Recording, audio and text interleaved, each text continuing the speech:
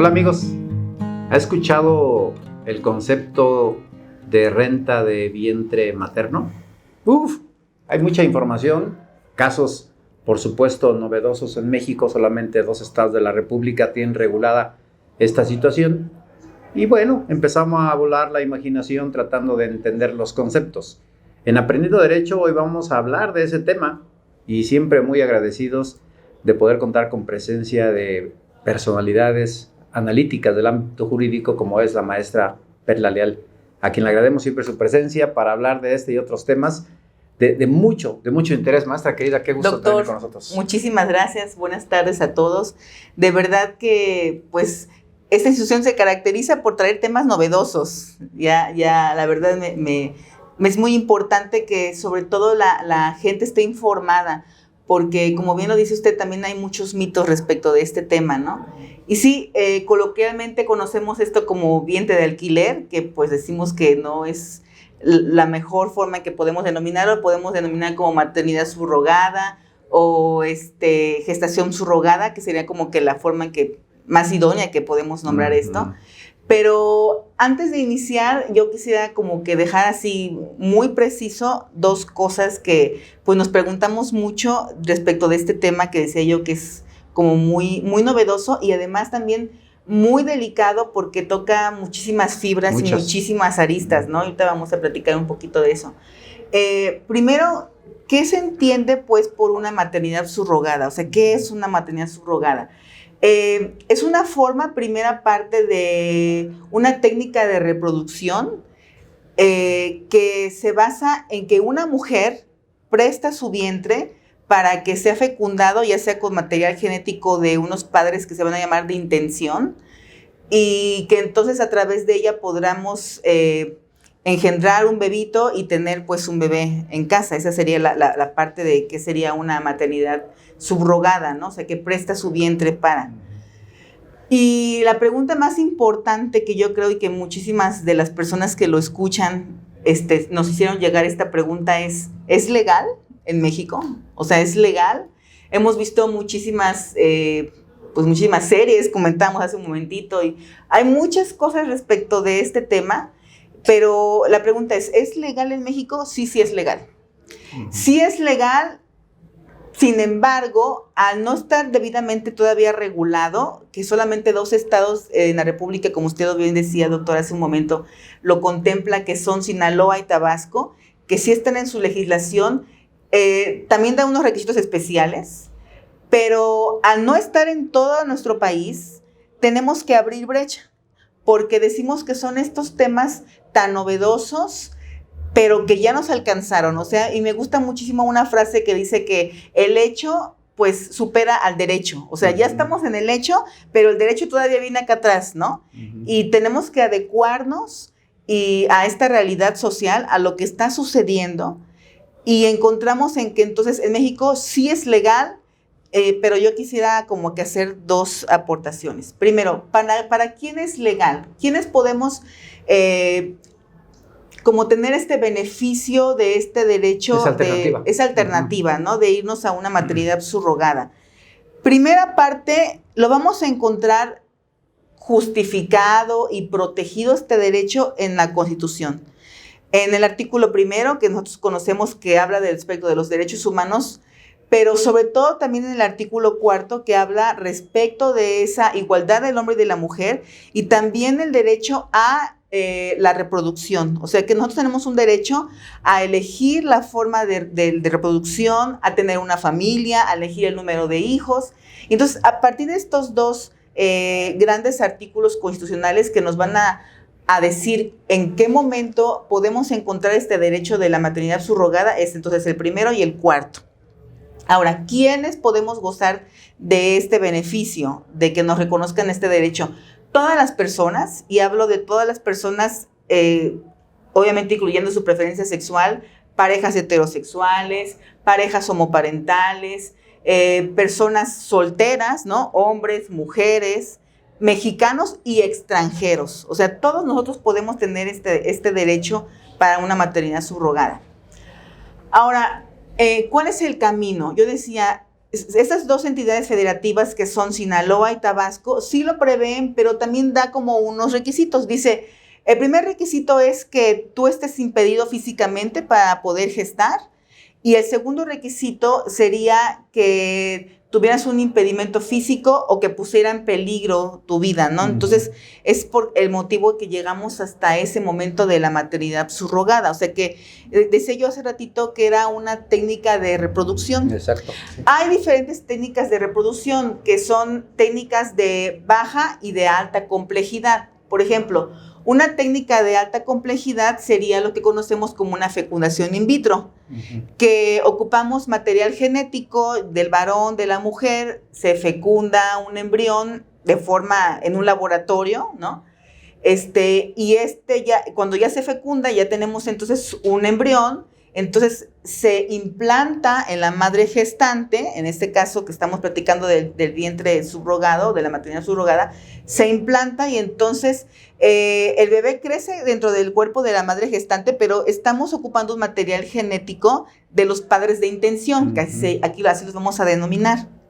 Entonces, decía yo, la tecnología pues, nos ha traído muchísimas formas de poder alcanzar este sueño, porque yo decía hace ratito también que es un tema muy delicado porque toca elementos, pues... No solo jurídicos, ¿no? No solo jurídicos, físicos, emocionales, sentimentales.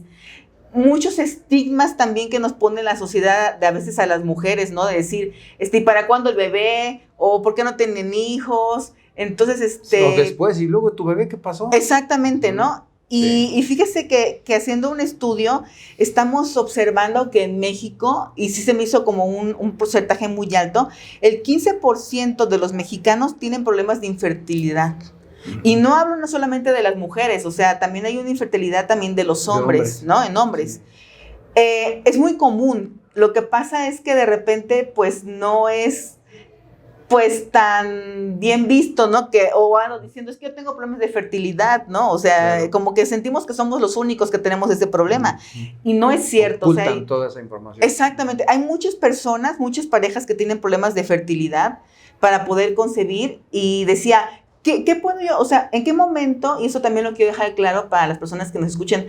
¿En qué momento una pareja, o una persona puede decir, ya tengo un problema de infertilidad? Dice, cuando ha pasado un año que tú estás esperando tener un bebé o esperando poder concebir y no pasa nada. O sea, que no estás con ningún método anticonceptivo durante un año. Si no logras concebir, entonces eso quiere decir que tienes problemas de fertilidad. Con una vida sexual activa. Exactamente. O sea, durante un año si no pasa, entonces sí son problemas de infertilidad. Hay muchas causas. O sea, puede haber muchísimas causas. Hay que ir con el médico para que lo determine. Exactamente, ¿no? O sea, es muchísimas causas. Cuentas, sí. Y cuando llegamos a ese punto de que encontramos que tenemos problemas de infertilidad, decía yo, había como diferentes técnicas para lograr un embarazo. Okay.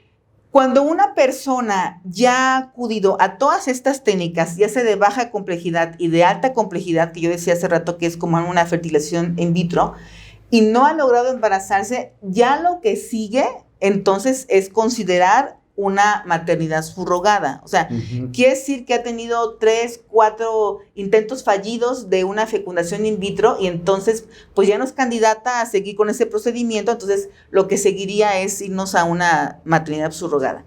Ahora yo decía, ¿qué camino debemos de tomar? O sea, ¿cómo inicio? O sea, yo ya estoy en ese punto. O sea, ya me di cuenta que tengo problemas de fertilidad, ya me di cuenta que ya tomé todos los estudios necesarios, y entonces ya tomo la decisión.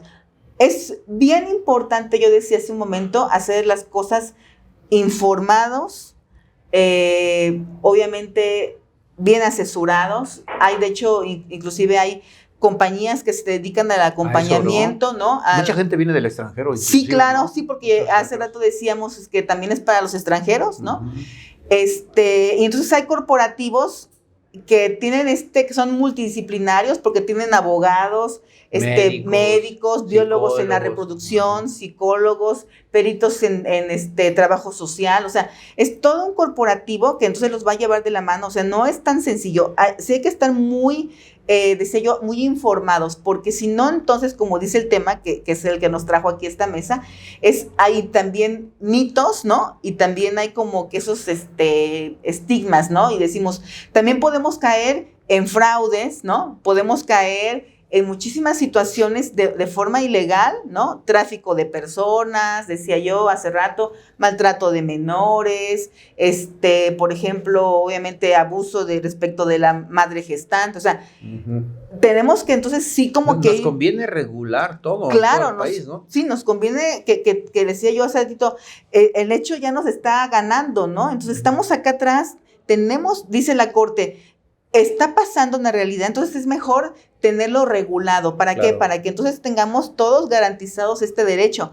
¿Quiénes todos? Pues, por supuesto, el bebé, porque lo que vamos a obtener con esta parte de una maternidad subrogada es tener un bebito en casa. Claro. O dos. O tres. O tres.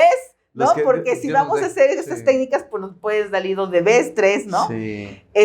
Pero es un bebé. O sea, lo que estamos aquí, lo que está en juego es una vida. ¿No? O sea, no son bienes, no es un patrimonio, no. Es una vida. Además, es una decisión de vida muy importante. O sea, cuando estas personas, ya sea, decía yo, parejas heterosexuales, homoparentales, personas solteras, mexicanas o extranjeras, cuando toman esta decisión, es una decisión de vida. O sea, van a traer un hijo al mundo. Sí, claro. O sea, no es así de que ahora ya no quiero, ¿no? Entonces, sí tienen que tener toda esta parte, considerarla, y decía yo, bueno, entonces, en Sinaloa y en Tabasco sí hay legislación, pero hay requisitos especiales que hace ratito mencioné. También dice, tienen que ser solamente parejas heterosexuales casadas o acreditando concubinato. Entonces, ¿qué pasó con los demás? Yo decía, y entonces ya la Corte reconoció hasta el amaciato. Exactamente, ¿cómo? ¿No? Pero ellos son los únicos que dicen, bueno, estos requisitos, parejas heterosexuales, casadas o en concubinato. Ok. Y entonces los demás, dice, bueno, los demás tenemos que abrir camino. Un camino un poquito más largo, ¿no? Y entonces irnos a juicio de amparo. Claro. Si yo soy una pareja homoparental, o si yo soy un extranjero, o si yo soy una persona soltera, hombre o mujer, y que opto por esta técnica de reproducción, me tengo que entonces ir a un juicio de amparo, previamente.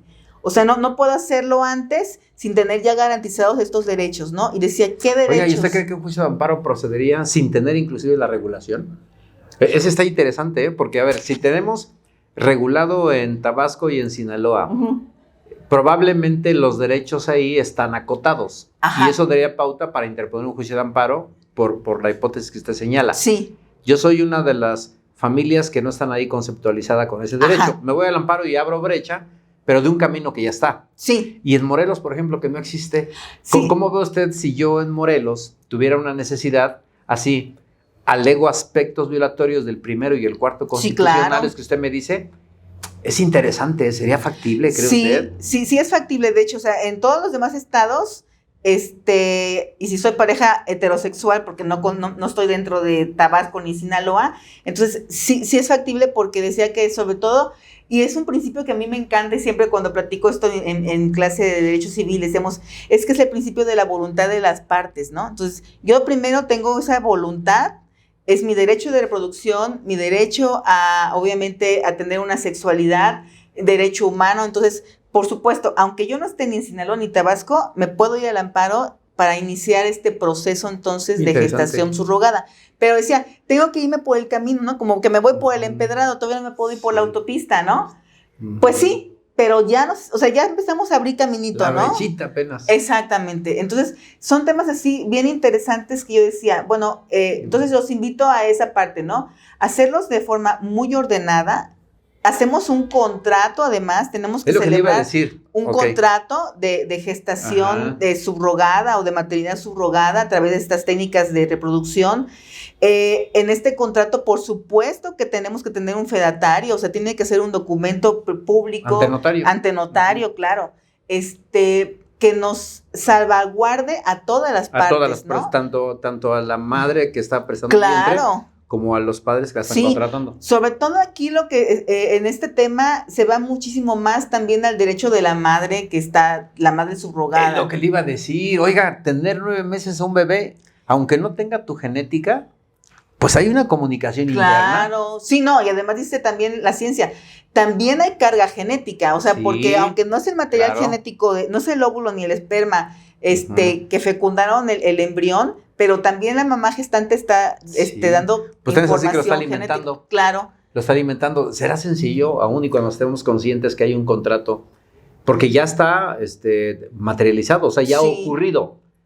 ¿Qué sentirá la mujer después de 9 meses que tiene un contrato y que tiene que desprenderse del bebé y dárselo a quien lo contrató? Sí, fíjese que sí pues es que son muchos como que muchas aristas, ¿no? Pero por eso precisamente este acompañamiento que yo decía hace un momento, que hacen como muchos expertos, sí llevan, antes de celebrar el contrato, es muy importante, antes de celebrar el contrato de gestación, los padres de intención y la madre subrogada tienen que someterse a muchísimos estudios, desde psicológicos, psicométricos, médicos, de toxicología, o sea, llevan por separado, se someten a muchísimos estudios. Entonces, no cualquiera es candidato. Exactamente, ¿no? Entonces, puede ser que a lo mejor sea muy buena candidata en lo físico, ¿no? Que tenga todas sus condiciones físicas, que esté muy bien en sus niveles, en su corazón y todo, pero si ya vamos por el ámbito emocional, psicológico, todo, y si sale que no es apta, no, o sea, no, entonces, igual los papás, ¿no? Entonces, sí como que vamos como que blindando, ¿no? Y decir, bueno, cuando yo llego ya o ya estamos en la mesa, los papás de intención y la mamá gestante celebraron un contrato, pues ya también todos ya nos sometimos a diferentes estudios. Entonces, de repente sí, hay un poquito, muy baja, cuando lo hacemos de esta forma, hay una tasa muy baja de que la mamá gestante se arrepienta, porque sí, como que son personas que ya llevan ese perfil. Una pregunta difícil, Ajá, pero real. Sí, doctor. ¿La mamá gestante tiene que verlo como un negocio? Ay, qué duro y qué difícil. Difícil. Es que hay muchas opiniones también en contra, ¿no? Porque también opinan de repente esta parte, ¿no? Así como que vendo hijos o cuántos embarazos. Vendo una incubadora natural. Exactamente. O hasta cuántos embarazos puedo también tener subrogados, ¿no? O sea, ya soy el tercero o cuarto embarazo, quinto embarazo. ¿Sabe usted cuánto cuesta eso? La madre gestante, ¿cuánto cobra? En términos legales. No sé específicamente cuánto cobra, lo que sí más o menos se encuentra en informaciones, cuánto me sale un procedimiento de gestación subrogada en México para parejas heterosexuales. O sea, como que el caso más sencillito, que son nuestro material genético y nada más vamos a implantar el embrión, eso está más o menos entre 800,000 y 1,000,000 de pesos para algo normal. Si somos parejas homoparentales o si somos personas en lo individual o somos extranjeros, va hasta 1,600,000 pesos aproximadamente la inversión que se necesita para llegar a esto. Ok, de ahí que usted proponía que sí era tiempo de poder hacer un análisis jurídico en las legislaciones estatales, porque si eso no se regula, por ejemplo, en la Ciudad de México o Morelos, pero hay grupos que están actuando fuera de la ley, están al margen de la ley y obligan a una mujer para que pudiera ser candidata y obligada a lo mejor le van a dar 10,000 o 20,000 pesos o 100,000, pero ellos están cobrando o nada. Estamos platicando de un tema muy delicado, por ejemplo, trata de personas, ¿no? Y que las tenemos así como usted decía, ¿no? Se escucha muy feo, pero como una incubadora, ¿no? O sea, nada más para estar pariendo hijos sin darte absolutamente nada, teniéndote privada de tu libertad. Entonces, por eso decíamos, es que es muy importante, o sea, se hizo todo un estudio en América Latina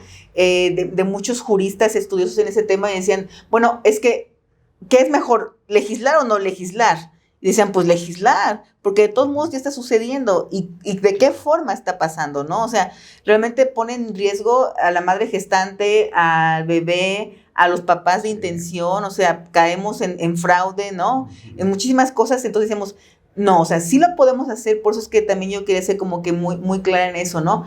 Si ya estamos en ese momento de que decidan obtener este derecho, ¿no? Que sería un beneficio, hay que hacerlo muy bien, ¿no? O sea, muy especial, ver todos los requisitos, decía yo, hacerlo ante un fedatario público a través de un contrato, con todos estos profesionistas alrededor, ¿no? De la madre gestante, de los padres de intención, de hacer exámenes, de todo eso. O sea, no nada más es llegar y así decir, bueno, implantamos, ¿no? También, obviamente, médicos en la reproducción, se asisten también, sobre todo, de clínicas de fertilidad, ¿no? Que decía yo que son tratamientos de alta complejidad. Entonces, sí es un esquema así como muy complejo, pero que sí está pasando y que entonces tenemos que hacer algo y que no nos podemos quedar nada más esperando a ver qué pasa, ¿no? Sino que entonces ir abriendo brechas y, como se decía, por los juristas irnos al juicio de amparo, ¿no? Estar conociendo que los criterios de los juzgados federales, de la corte, y de decir, pues está pasando esto en México, ¿no? Bueno, en todo el mundo, pues, el mundo. ¿No? Sí. Y que además, aunque sí ya tiene muchos años, de hecho esto empezó cuando empieza el desarrollo de la tecnología, de la ciencia, más o menos en 1996, que empezamos como a tener esta tecnología de la reproducción in vitro y estas técnicas de reproducción, y que en México la Corte también ya está también reconociendo, ¿no? Estas formas de contratos, ¿no? De contratos, de decir, bueno, está pasando esto. Ahora, también usted tiene una entrevista también muy interesante que, haciéndole comercial, ¿no? También eran las parejas homoparentales, ¿no? Y decíamos, bueno, también qué pasa después, porque yo nada más estoy hablando de la gestación y del procedimiento, pero y entonces el producto, cuando nace el niño y queremos ir a registrarlo, ¿no? Decíamos, esa parte también de los derechos de filiación, ¿no? Y decimos, bueno, es que el código entonces dice que la madre es aquella que engendra. Y entonces ¿quién es en este caso? ¿No? ¿Y cómo va a registrarse el bebé? Entonces, ese es otro tema, o sea, así que es otro tema, ¿no? Que ya también lo abordó en esa parte de las parejas homoparentales, que está muy interesante también. De hecho, invito a las personas que no lo han visto que lo vean, está muy interesante. Y entonces nos vamos como que armando toda esta información, ¿no? O sea, porque no nada más es lo antes, sino también el después que va a pasar, ¿qué va a pasar? Con la identidad. Con la identidad, es ¿no? Cierto. Decíamos, por ejemplo, también estaban optando, o diciendo, ¿sabes qué? Es muy importante, ¿qué va a pasar cuando, en el caso de que los papás de intención fallezcan y entonces se queda el niño solo? Es cierto. Dice, hay mil cosas, decía, bueno, la mamá gestante pudiera ser una principal candidata para quedarse con la custodia y la patria potestad de estos niños. Sí. No como lo manejamos en que decimos, si faltan los papás, los padres, los abuelos, hermanos, decimos, no, sí. Aquí entonces, muchas cosas, sí. O sea, hay que ver muchísimos puntos de vista. Le decía, yo nada más me quedo con estas preguntas así, ¿no? Decíamos, ¿es legal en México? Sí es legal. O que muere la madre gestante ahí. ¿Qué va a pasar ahí? ¿Quién va a asumir la responsabilidad? Sí, o sea, el riesgo también, todos los riesgos, sí. Porque sabemos, ¿no? Que aunque estén muy bien cuidado un embarazo, ¿no? Porque por supuesto llevan toda esta parte también de médicos especialistas ya, no antes del embarazo, sino ya también una vez que está embarazada la mujer, ¿no? Exactamente. Y llevar un embarazo muy bien cuidado y todo, pues sabemos que en algún momento puede ocurrir una emergencia, sí, ¿no?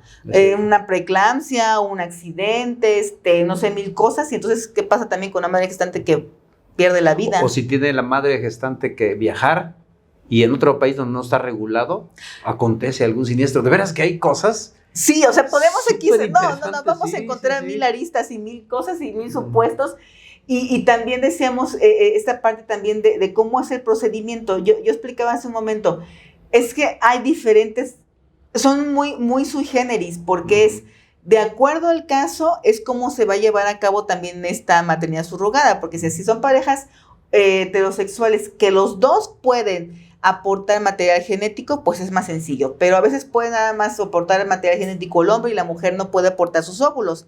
Entonces aquí estamos hablando de una ovodonación, pero si yo soy nada más mujer sola y entonces necesito una donación de esperma, pero si entonces, o sea, híjoles. Mil cosas, de verdad que no acabaríamos. Oye, maestra, qué interesante de comentar. Tema. De veras que qué interesante. Tenemos que hacer otro programa, ¿eh? Yo creo que sí, porque este programa nos queda corto. Esta historia continuará. La vamos a invitar a la maestra. Siempre nos congratula por escuchar. ¿Y qué temas nos hemos tocado? Gracias. Sí, gracias por toda su sapiencia, mi querida maestra. De verdad que temas siempre muy novedosos. Sí. Y que sobre todo, yo ya para terminar, doctor, gracias por la invitación, pero sobre todo a mí lo que me hace muy, muy importante es estar informados. porque si no, podemos entonces caer en muchísimas conductas. Sí, ser víctimas inclusive de fraudes, es cierto. ¿No? Entonces, esa es la parte más importante. Gracias, mi querida maestra. Es un honor Muchas gracias a todos. Gracias. Orgullosamente catedrática de la UCJ. Así es, a sus Muchas órdenes. gracias. Gracias. Gracias y gracias a usted, porque por usted hacemos estos programas.